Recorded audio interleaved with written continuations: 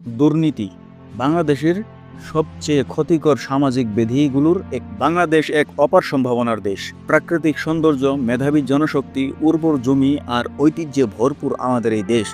কিন্তু আজ এ দেশ কষ্টে জর্জরিত, কারণ সমাজে এমন এক ভয়ঙ্কর ব্যাধি ছড়িয়ে পড়েছে যা আমাদের ধ্বংসের মুখে ঠেলে দিচ্ছে, আর সেটি হলো দুর্নীতি। দুর্নীতি আমাদের দেশের সবচেয়ে ক্ষতিকর দিক। এটা এমন এক বিষ যা শিক্ষা, স্বাস্থ্য, বিচার ব্যবস্থা, রাজনীতি সবকিছুকে গ্রাস করে ফেলেছে। যেখানে ঘুষ, জালিয়াতি আর ক্ষমতার অপব্যবহার নিত্য নৈমিত্তিক ঘটনা, সেখানে ন্যায়ের জয় আর কতটুকু সম্ভব? যোগ্যরা দিনের পর দিন অবহেলিত, আর অযোগ্যরা পয়সা ও প্রভাব দিয়ে যোগ্যদের জায়গা দখল করে নিচ্ছে।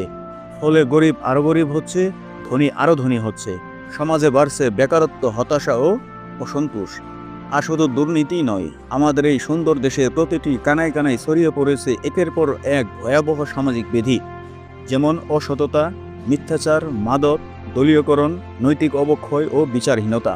শিক্ষা এখন বাণিজ্য, চাকরি এখন ঘুষের খেলা, এবং সমাজে ভালো মানুষ বোকা আর অসৎ লোক চালাক বলে বিবেচিত হয়।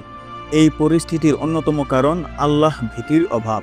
আমরা ধর্মীয় ও নৈতিক শিক্ষাকে অবহেলা করেছি। তাকেও আর সততা পরিবারে শেখানো হয় না, সমাজেও প্রশংসিত হয় না। তবে সমাধান এখনও আছে।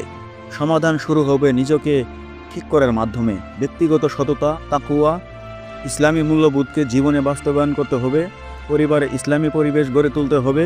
শিক্ষা প্রতিষ্ঠানে নৈতিক শিক্ষা দিতে হবে। আর সমাজে এমন নেতৃত্ব আনতে হবে যারা আল্লাহকে ভয় করে এবং মানুষের সেবা করতে চায়। মনে রাখুন, একটি দেশ গড়ে ওঠে তার জনগণের চরিত্র দিয়ে, আর চরিত্র গঠনের মূল ভিত্তি আল্লাহ ভীতি, সত্যবাদিতা ও ন্যায়ের প্রতি ভালোবাসা।